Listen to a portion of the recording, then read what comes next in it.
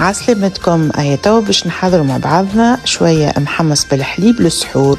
اول ما نبداو نسخنوا شوية ماء، ووقت يغلي نصبوا فيه الكمية اللي نحبوا عليها من المحمصة متاع سنابل كارتاج.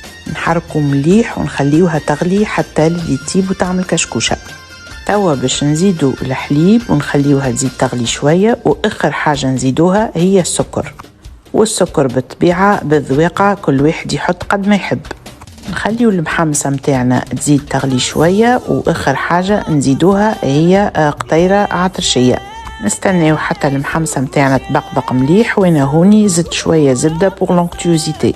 ما يلزمناش نشيحوها برشا من الماء والحليب، خاطرها من بعد باش تطلق النشا متاعها وتيبس. هذه الكونسيستانس المطلوبة. توا باش نصبوا المحمص بالحليب متاعنا في الصحاف ونستناوها حتى تبرد شوية، ومن بعد نزينوها كل واحد كيفاش يحب يزينها. انا حطيت فوق منها شوية فستق وكعيبة دقلة، وهذايا باش يكون السحور متاعنا الليلة. كانت هذه فكرة متاع سحور كانوا ماتنا يعملوها لنا واحنا صغار. محمص بالحليب، اونكتيوز كريموز بنينة، نجموا تاكلوها سخونة ولا باردة. ان شاء الله تكون الغسالة عجبتكم.